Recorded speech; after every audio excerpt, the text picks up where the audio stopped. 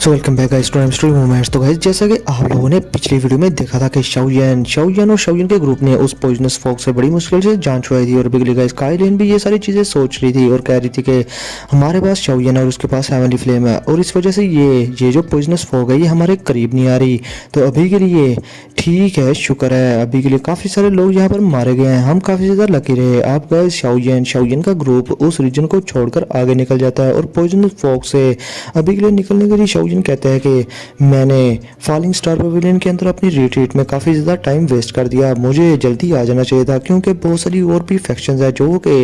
इस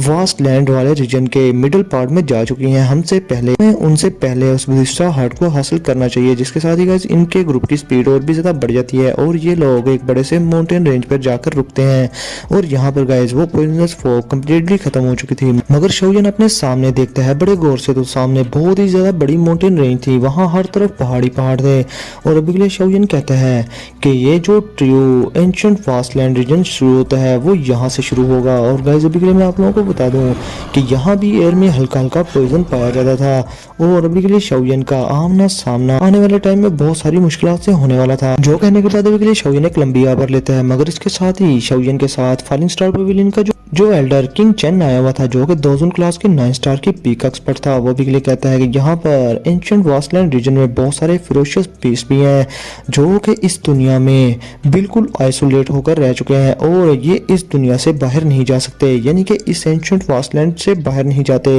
इनकी स्ट्रेंथ बहुत ही ज्यादा फ्राइटनिंग है, मगर इनकी इंटेलिजेंस बाहर के मैजिकल बीस्ट की इंटेलिजेंस जितनी नहीं, लेकिन इनकी स्ट्रेंथ ऐसी है कि बाहर के मैजिकल बीस्ट इनके सामने मक्खी मच्छरों की तरह है। अब ये सुनने के बाद गाइस शाओयन के एक्सप्रेशन बिल्कुल ग्रेव हो जाते हैं, मगर थोड़ी देर बाद उसे एक ख्याल आता है और वो अपनी स्टोरी रिंग में से एक छोटा सा सीड निकालता है और ये था बदिस्टा बॉडी सीड, जो कि गाइस शाओयन ने लिटिल फेरी डॉक्टर की पॉइजनस बॉडी के लिए बदिस्टा सलाइवा को रिफाइन करते वक्त बनाया था। और गाइस ये सीड शाओयन ने अभी के लिए अपने हाथ में ले लिया था क्योंकि गाइस ये एंशिएंट वास्टलैंड रीजन बहुत ज्यादा बड़ा था और शाओयन के लिए बिल्कुल इम्पॉसिबल था कि यहाँ पर बदिस्टा हार्ट को छानता फिरे। अभी के लिए शाओयन ने ये सीड बाहर निकाल कर गाइस अपनी आंखें बंद कर लिया और अपनी स्पिरिचुअल स्ट्रेंथ इसमें डाल दी और अभी के लिए वो लोकेशन को जानना चाहता था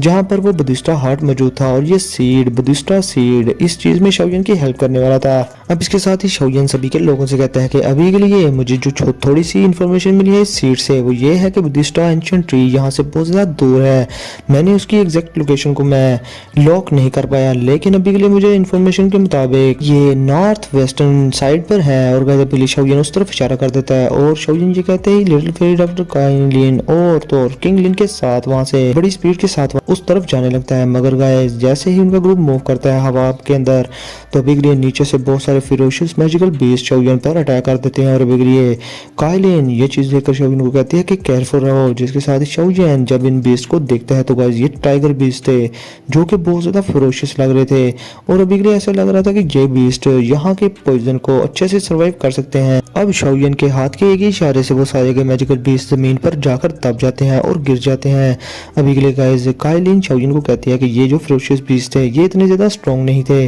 और अभी के लिए हमें यहाँ पर उड़ना नहीं चाहिए, वरना कोई स्ट्रॉन्ग मैजिकल बीस्ट अगर उसने हमें नोटिस कर लिया तो हमारे लिए काफी ज्यादा मुश्किल हो जाएगी। और तो और जैसे जैसे हम आगे इस एंशिएंट वास्टलैंड के अंदर डीपेस्ट रीजन में जाते जाएंगे वैसे वैसे ही आगे बहुत सारे स्ट्रॉन्ग मैजिकल बीस्ट भी हमें मिलते जाएंगे। जिसके साथ ही गाइस शाओयन काइलिन की इस बात पर हमेशा ला देता है और अच्छे बच्चों की तरह अभी के लिए जमीन पर आकर खड़ा हो जाता है और सारे के सारे अभी के लिए ये जमीन पर थे, लेकिन इसके साथ ही आसमान में हवाओं की तेज चलने की आवाज आती है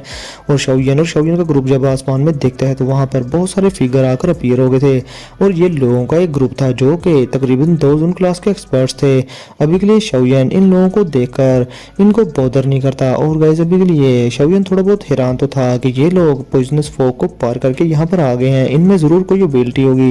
लेकिन गाइस शाओयन इनसे फाइट बिल्कुल भी नहीं करना चाहता था क्योंकि अभी के लिए उसे जो चीज फाइंड आउट करनी थी वो थी बदिस्टा एंशिएंट ट्री का बदिस्टा हार्ट। तो guys Shaoyan Kaelin little fairy doctor king लिन और उस एल्डर को कहते हैं कि चलो यहाँ से चलते हैं। अभी के लिए गाइस वो जो दूसरे लोगों का ग्रुप था वो जब शाओयन को वहां से ज्यादा देखते हैं तो वो भी बहुत ज्यादा हैरान होते हैं और अभी के लिए वो समझ जाते हैं कि ये लोग यानी कि शाओयन का ग्रुप उन लोगों से कोई भी फड्डा नहीं चाहता और ना ही बात करना चाहते हैं। तो गाइस ये सोचते ही वो ग्रुप भी दूसरी डायरेक्शन में जाना शुरू हो जाता है। अब इसके साथ ही गाइस हमारा सीन शिफ्ट होता है उस एंशिएंट वास्टलैंड रीजन के थोड़े डीपेस्ट पार्ट में। और अभी के लिए गाइस वहाँ पर एक पॉइजनस दाउकी का पिलर एक बड़े से मैजिकल बीस्ट को जाकर टकरा जाता है और वो मैजिकल बीस्ट वहीं पर ढेर हो जाता है। और अभी के लिए ये बंदी और कोई नहीं थी, लिटिल फेरी डॉक्टर थी जिसने इस पर अटैक किया था। और उस बीस्ट को मार देने के बाद वो कहती है कि यहाँ के बीस्ट माना के पॉइजन को सर्वाइव कर सकते हैं मगर मेरे लेथल पॉइजन के सामने ये कुछ भी नहीं। जिसके साथ ही गाइस अभी के लिए शाओयन भी सभी के लोगों से कहते हैं कि चलो फिर अभी के लिए हम यहाँ पर रेस्ट करते हैं जब तक एल्डर किंग चैन कुछ इन्फॉर्मेशन लेकर वापस नहीं आ जाते, क्योंकि माना कि यहाँ पर बहुत सारे फिरोशियस बीस्ट हैं, अब हम उन सबसे बैटल तो नहीं कर सकते ना। अब इसके साथ ही गाइस लिटिल फेरी डॉक्टर वहाँ एक रॉक पर बैठते हुए शाओयन से कहती है कि बुद्धिस्ट एंशिएंट ट्री का जो लालच है बहुत सारे एंशिएंट क्लैंस को भी यहाँ पर खींच लाया होगा और बहुत सारे एंशिएंट क्लैन के एक्सपर्ट्स भी यहाँ पर आए होंगे और अभी के लिए उनके पास काफी ज्यादा स्ट्रेंथ भी होगी और उसी के बेस पर वो लोग उनकी स्पीड हमसे ज्यादा भी हो सकती है और वो हमसे पहले भी वहाँ पहुंच सकते हैं। जिस पर शाओयन हाँ में सर ला देता है मगर गाइस अभी भी शाओयन बहुत ज्यादा काम था क्योंकि उसे इतनी जल्दी नहीं थी बुद्धिस्ट एंशिएंट ट्री के उस बुद्धिस्ट एंशिएंट हार्ट को हासिल करने में, क्योंकि इस एंशिएंट ट्री जैसे ट्रेजर को अगर इतनी आसानी से हासिल कर लिया जाए तो फिर इसे बुद्धिस्ट एंशिएंट ट्री कहेगा कौन। अब इसके साथ ही ये सारी बातें हो रही थी तो वहाँ पर एक फिगर बहुत ही स्ट्रेंजली अपीयर हो जाता है और ये और कोई नहीं बल्कि एल्डर किंग चंग थे जो कि फॉलिंग स्टार पवेलियन के एल्डर थे। और अभी के लिए गाइस एल्डर को देखने के बाद शाओयन कहता है कि एल्डर किंग चैन कैसा रहा आपका ट्रिप, बताइए क्या हुआ। जिसके साथ ही गाइस आगे से एल्डर किंग चैन शाओयन को बताता है कि यहाँ वो रास्ता इतना भी ज्यादा डेंजरस नहीं जिस रास्ते पे हम जा रहे हैं, मगर मैंने वहाँ पर एक ग्रुप को देखा और वो ग्रुप मुझे लगा है कि प्रोफाउंड स्काई सेक्ट का ग्रुप है। जो सुनते ही गाइस शाओयन का मुंह बन जाता है क्योंकि आप लोगों को तो पता है कि प्रोफाउंड स्काई सेक्ट से शाओयन की दुश्मनी भी है और शाओयन ने प्रोफाउंड स्काई सेक्ट के यंग मास्टर को भी बुझा दिया था जब बात युनजुन पर आई थी फ्लावर सेक्ट की और प्रोफाउंड स्काई सेक्ट की। जब शाओयन फ्लावर सेक्ट में गया था उस बारे में आप लोगों को पता ही होगा, जिसको नहीं पता जाकर प्लेलिस्ट पे जाएं और जाकर उसे देख लें, मैंने सब कुछ एक्सप्लेन करके रखा हुआ है। और अभी के लिए अपना शाओयन दिल में सोचता है कि अगर मेरी ग्रुप की उन लोगों से मुलाकात होगी तो वहां पर जरूर फाइट हो जाएगी, इसलिए बेहतर है कि मैं फाइट को अवॉइड ही करूं, कहीं कोई दूसरा मैजिकल बीस्ट हमारी फाइट से फायदा ना उठा ले। और अभी के लिए गाइस शाओयन उन लोगों से मत्था नहीं थमाना चाहता मगर इसके साथ ही एल्डर कहते हैं कि मैंने उन लोगों को ये कहते सुना कि यहाँ पर इस एंशिएंट वास्टलैंड में एक और ग्रुप ऐसा आ चुका है जिस ग्रुप को वो प्रोफाउंड स्काई सेक्ट वाले अभी के लिए खत्म करना चाहते हैं। जिसके साथ ही गाइस अपना शाओयन कोई ज्यादा ध्यान नहीं देता और वो कहता है कि हमें इन सब मामलों में इन्वॉल्व नहीं होना, अभी के लिए हमें यहाँ से निकलना चाहिए, हमें अपना रास्ता नापना चाहिए। लेकिन गाइस अभी के लिए शाओयन वहां से उठ रहा था लेकिन इसके साथ ही उसके जहन में कुछ ख्याल आता है और वो कहता है कि आखिर वो कौन से ग्रुप को खत्म करने की बात कर रहे थे। जिसके साथ ही गाइस एल्डर किंग चैन कहते हैं कि प्रोफाउंड स्काई सेक्ट के लोग दरअसल उस ग्रुप को खत्म करना चाहते थे जो फ्लावर सेक्ट से आया था। जो सुनने के बाद गाइस शाओयन का मुंह बिल्कुल बदल सा जाता है और वो बहुत ही ज्यादा गुस्से में आ जाता है। पहला ख्याल उसके जहन में आया था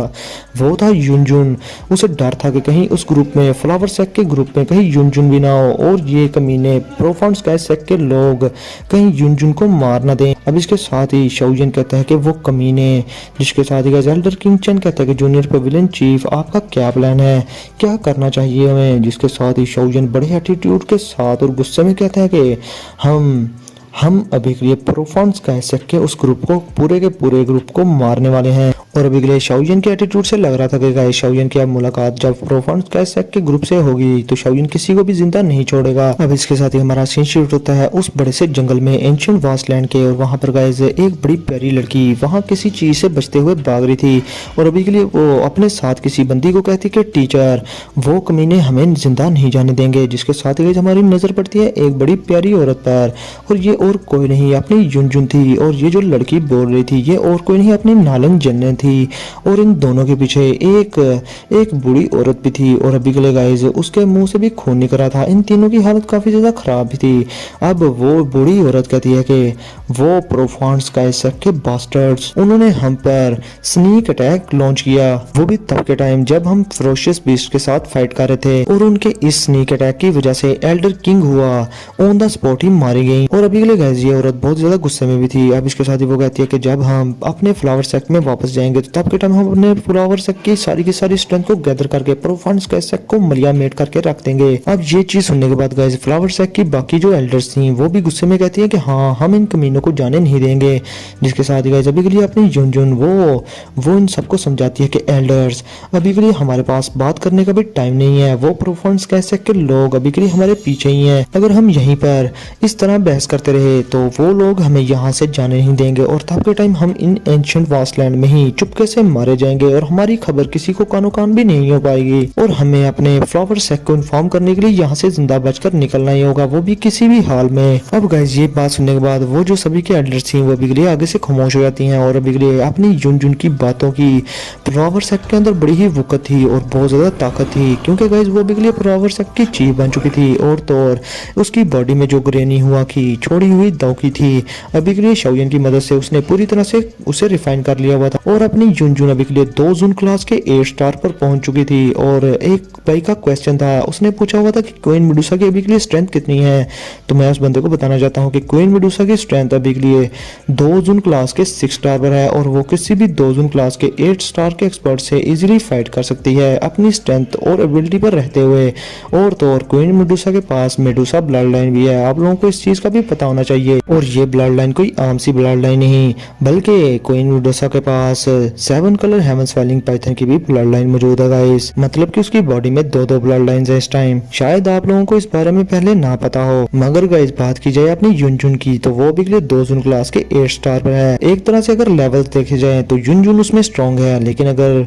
फाइटिंग स्ट्रेंथ देखी जाए तो अभी के लिए दोनों ही बराबर हैं, क्वीन मेडुसा भी और युनजुन भी। लेकिन गाइस अभी के लिए हम करंट सिचुएशन पर आते हैं जहाँ पर युनजुन अभी के लिए सभी के एल्डर से बात करी थी कि उस टाइम जब हम फेरोशियस बीस्ट के साथ फाइट कर रहे थे तो हमारे पास जो एक्सपर्ट था यानी कि हमारा जो एल्डर थी 2 जून क्लास के 9 स्टार की, उस पर प्रोफाउंड स्काई सेक्ट के बाकी के लोगों ने अटैक कर दिया और प्रोफाउंड स्काई सेक्ट में अभी के लिए 2 एल्डर्स ऐसे हैं जिनकी स्ट्रेंथ 2 जून क्लास के 9 स्टार पर है और उस वजह से हमारे एल्डर की मौत हो जाती है। इस वजह से हमारी स्ट्रेंथ अभी के लिए काफी ज्यादा डिक्लाइन कर दी गई है और हम प्रोफाउंड स्काई सेक्ट के उस ग्रुप के सामने टिक नहीं पाएंगे, जिस पर नालन येलन कहती है कि टीचर अभी के लिए वो लोग फिर हमें किसी न किसी तरह से पकड़ भी लेंगे क्योंकि उनकी स्पीड भी बहुत ज्यादा है। जिसके साथ ही गाइस युनजुन अभी के लिए इतनी बुरी सिचुएशन में नालन येलन के कंधे पर हाथ रखते हुए कहती है कि तुम अभी के लिए परेशान ना हो, जब टाइम आएगा तो तुम के टाइम में सक्सेसफुली तुम्हें यहाँ से भागने में मदद कर दूंगी। और अभी के लिए सबसे ज्यादा इंपॉर्टेंट चीज मेरे लिए यही है कि तुम्हें यहाँ से जिंदा बचाकर देकर जाना। जिसके साथ ही गाइस नालन जनरल आगे से परेशान हो जाती है और वो रोते हुए कहती है कि टीचर फिर आपका क्या।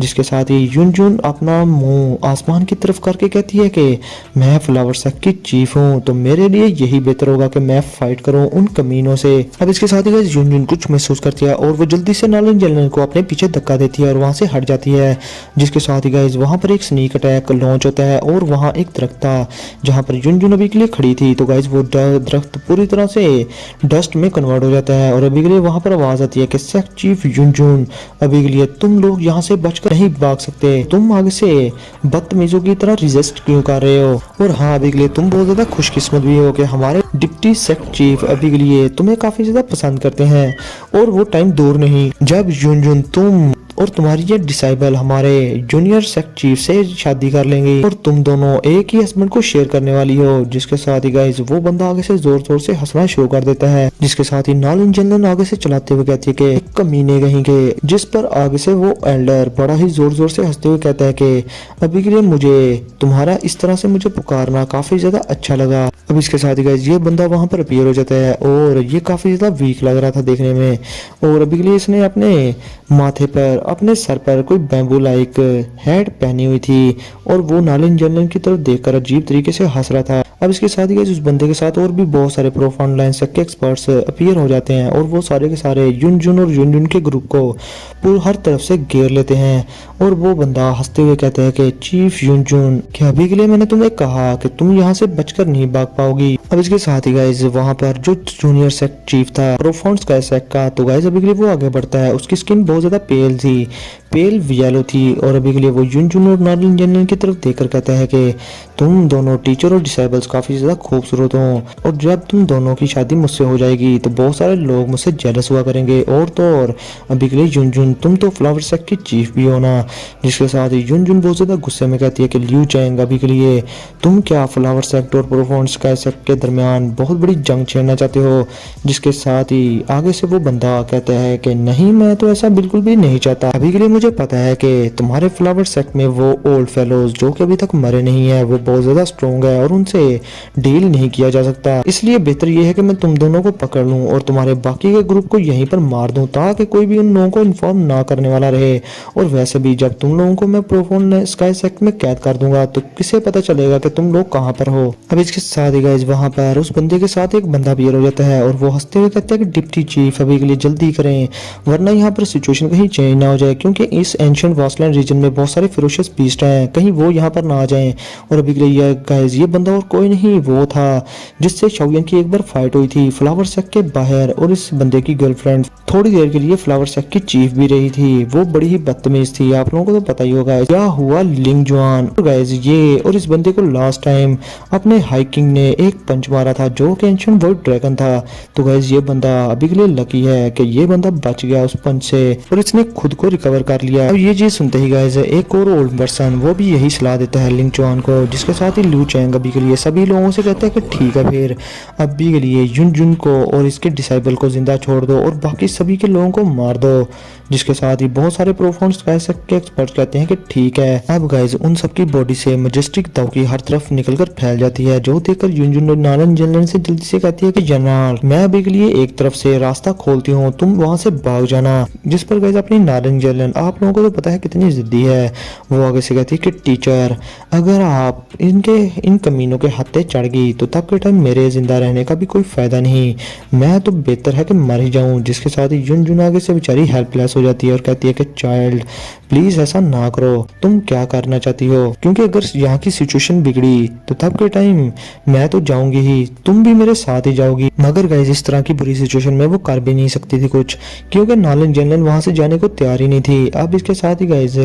फ्लावर सेक्ट के एल्डर्स भी उन प्रोफोन स्काई सेक्ट के लोगों पर अटैक कर देते हैं। और अभी के लिए गाइस मैं आप लोगों को बता दूं कि ये सभी के सभी फ्लावर सेक्ट के जो लोग थे वो काफी ज्यादा इंजर्ड भी थे, जिस वजह से प्रोफोन स्काई सेक्ट के लोगों का अभी के लिए अपर हैंड था। अब इधर अपनी युनजुन एक दाउकी का बड़ा सा पिलर बनाकर प्रोफोन स्काई सेक्ट के एक्सपर्ट पर अटैक कर देती है, जिसकी वजह से वो खून की उल्टियां करना स्टार्ट कर देता है। मगर गाइस एक ही टाइम में दो एक्सपर्ट और वहां पर आ जाते हैं और वो युनजुन पर डायरेक्टली अटैक कर देते हैं, जिसकी वजह से युनजुन और उन लोगों के दरमियान काफी बड़ी बैटल स्टार्ट हो जाती है। और गाइस इनमें से एक बंदा या हुआ लिंग जुआन था और वो हंसते हुए कहते हैं कि सेक्ट चीफ युनजुन अभी के लिए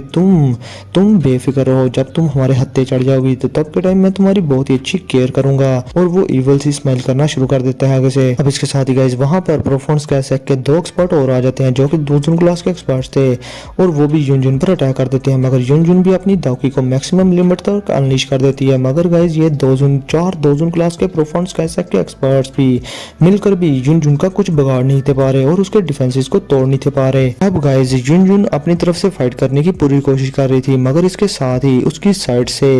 नालन जनरल खून की उल्टियां करती हुई जमीन पर जाने लगती है, गिरने लगती है, जो देखकर अपनी युनजुन उसका दिल तो हलक को आ जाता है। वो जल्दी से नालन जनरल को बचाने के लिए आगे बढ़ती है और उसे पकड़ने लगती है। और अभी के लिए गाइस युनजुन का ध्यान भटक चुका था, जिसके साथ ही प्रोफोन स्काई सेक्ट के दो एक्सपर्ट्स अभी के लिए कहते हैं कि ये बिल्कुल भी गलत है। फाइट के दौरान जब किसी का ध्यान भटकता है तो उसके साथ बहुत बड़ा डिजास्टर होता है। और इसके साथ ही गाइस वो दोनों के एक्सपर्ट इविल सी स्माइल करते हुए युनजुन के बैक पर अपीयर होकर उसके कंधे पर पाम अटैक कर देते हैं, वो भी दोनों मिलकर। और अभी के लिए युनजुन के शोल्डर को जब ये अटैक लगता है तो गाइस युनजुन खून की उल्टियां करना स्टार्ट कर देती है और सीधा जाकर एक बड़ी सी रॉक से टकरा जाती है। अभी के लिए गाइस जब युनजुन इंजर्ड हो चुकी थी और नालन जनरल भी खून में लथपथ थी और बाकी के फ्लावर सेक्ट के एल्डर्स की भी हालत कुछ ठीक नहीं थी, तो प्रोफोन स्काई सेक्ट का वो बंदा कहता है कि सेक्ट चीफ युनजुन, और वो युनजुन से कहता है कि सेक्ट चीफ युनजुन जब एक बार तुम हमारे हत्थे चढ़ोगी तो तब के टाइम मैं भी देखूंगा तुम्हारा वो जो छोटा लवर था वो फिर तुम्हें किस तरह से आकर हमसे बचाता है या वो तुम्हें कैसे ढूंढता है। अब इसके साथ ही युनजुन ये चीज देखकर बहुत ज्यादा गुस्से में जाती है और वो गाइस फिर से अपनी दाउकी को अनलीश कर देती है। मगर गाइस इससे पहले कि वो उठकर लड़ती वहां पर बादलों के गरजने की आवाज आना शुरू हो जाती है और वहां पर गाइस एक गोल्डन फिगर आसमान में अपीयर हो गया था और गोल्डन लाइट हर तरफ फैल जाती है और या हुआ लिंग जुआन गाइस उसे कुछ कहने का मौका भी नहीं मिलता और ये गोल्डन फिगर वहां पर अपीयर होते ही अपने बड़े से हाथ से उस बंदे को कुचलकर मार देता है। अभी के लिए गाइस या हुआ लिंग जुआन वो तो बिल्कुल मांस का टुकड़ा बन चुका था वहां पर और मारा जा चुका था एक ही अटैक में। और परफॉर्मेंस कह सकते के सभी के लोग अपनी फाइट छोड़कर इस गोल्डन फिगर को देखना स्टार्ट हो जाते हैं और वो बहुत ज्यादा फ्राइटनिंग हो चुके थे। और अभी के लिए गाइस वो जो गोल्डन फिगर था वो कहते हैं कि परफॉर्मेंस कह सकते कुत्तों तुम हमेशा की तरह ही कमीने रहोगे। अब इसके साथ ही गाइस परफॉर्मेंस कह का डिप्टी चीफ लियू चैंग जब ये चीज देखते हैं तो वो बहुत ज्यादा गुस्से में आ जाता है कि ये गोल्डन ह्यूमन फिगर आकर है कौन। और अभी के लिए गाइस उसने या हुआ लिंग जुआन की भी हालत देख ली थी। इस बंदे का भी एंड काफी ज्यादा बुरा हुआ गाइस, क्योंकि इस बंदे ने पहले शाओयन से फाइट की थी वहां पर फ्लावर सेक के बाहर, और इसने हॉल ऑफ सोल के बंदे को भी इनवाइट किया था। तो चलो इसको इसका बदला तो मिल गया। अभी के लिए गोल्डन फिगर ने इसे बजा दिया था। अब इसके साथ ही गाइस वहां पर परफॉर्मेंस कह सकता वो लियू चैंग कहते हैं कि एक्सपर्ट क्या मैं जान सकता हूं कि आप कौन हो। ये मैटर मेरे परफॉर्मेंस कह सकता है और फ्लावर सेक का है, आप प्लीज इसमें इंटर्न ना करें। और अभी के लिए गाइस लियू चैंग अपने बॉडी में अपनी दौकी को सर्कुलेट कर रहा था, वो भी सीक्रेटली, क्योंकि गाइस अभी के लिए उसे डर था कि ये गोल्डन फिगर उस पर भी अटैक ना कर दे। अब ये चीज सुनने के बाद गाइस वो गोल्डन फिगर लियू चैंग की बातों पर हंसना शुरू हो जाता है, वो भी बहुत ज्यादा फ्राइटनिंग तरीके से। और या हुआ लिंग जुआन की डेड बॉडी को एक जोरदार किक मारता है, जिसकी वजह से गाइस या हुआ लिंग जुआन की जो बॉडी थी वो किसी तोप के गोली की तरह शूट हो जाती है लियू चैंग की तरफ। तो देखकर लियू चैंग कहता है कि तुम मरना चाहते हो क्या। और इसके साथ ही गाइस वो अपने एक ही अटैक से उस या हुआ लिंग जुआन की बॉडी को रोकने लगता है, जो कि उसी की तरफ बढ़ी थी, जो कि उस गोल्डन फिगर का एक अटैक बन चुका था। अब जैसे ही ये दोनों आपस में टकराते हैं तो गाइस ला हुआ जिंग जुआन की जो बॉडी थी वो फट जाती है और वहां पर मांस के टुकड़े हर तरफ फैल गए थे। अभी के लिए गाइस ये बंदा कहता है कि आज तुमने इस चीज से पंगा ले लिया है, तो मैं भी देखना चाहता हूँ कि तुम आखिर हो कौन और कहां से आए हो। अब इसके साथ ही वो जमीन पर अपने पांव मारता है और हवा में चला जाता है और उस गोल्डन जायंट के सर पर आ जाता है। और अभी के लिए गाइस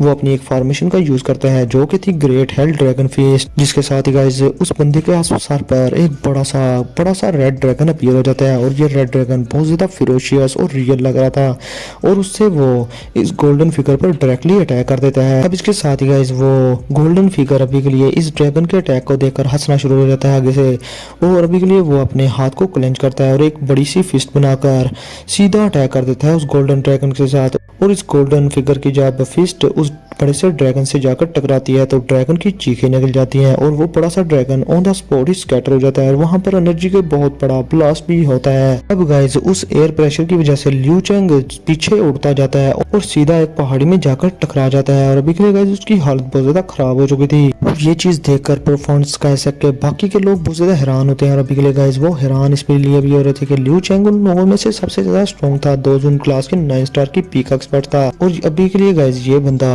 इस गोल्डन जायंट के हाथों इस तरीके से एक ही अटैक में हार गया। अभी के लिए गाइस वो कहते हैं कि आखिर ये पर्सन है कौन जिसने हमारे चीफ को ये हालत कर दी, ये इतना ज्यादा टेरिफाइंग कैसे हो सकता है। अब गाइस लियू चैंग बड़ी मुश्किल से अपने पैरों पर खड़ा होता है और अभी के लिए उसके मुंह से खून निकल रहा था और वो अपने सभी के एल्डर से कहता है कि बास्टर्ड एल्डर क्यू बाकी सभी के लोग मेरे साथ मिल जाओ और इस बंदे पर डायरेक्टली अटैक कर देते हैं सभी के सभी। और अभी के लिए लियू चैंग को ये लग रहा था कि ये जो गोल्डन फिगर है ये 2 जून क्लास के 9 स्टार की 3 पीक पर तो पहुंच चुका होगा, 3 चेंज पीक पर, और उसे लग रहा था कि हम सब मिलकर इस बंदे को हरा सकते हैं। लेकिन गाइस इसके साथ ही परफॉर्मेंस कह सकते बहुत सारे एक्सपर्ट्स लियू चैंग के साथ मिलकर इस गोल्डन फिगर पर अटैक कर ही देते हैं। और यून यून ये चीज देखकर उसका तो दिल मुंह को आ जाता है और वो काफी ज्यादा परेशान भी हो गई थी और चिल्ला कर कहती है कि फ्रेंड अभी के लिए केयरफुल रहो। अब इसके साथ ही गाइस वो गोल्डन जायंट यून यून की तरफ देखकर एक स्माइल करता है और इन सभी परफॉर्मेंस कह सकते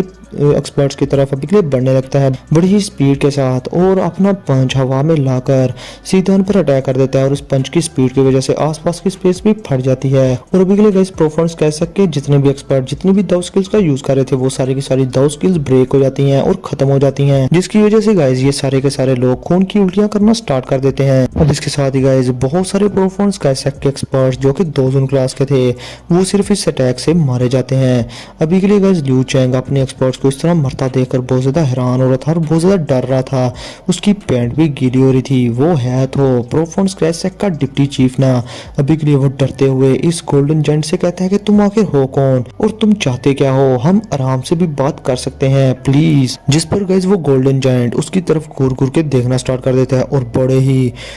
ही आराम से उसकी तरफ बढ़ रहा था और उसकी सारी बातों को इग्नोर कर रहा था। अभी के लिए गाइस वो किसी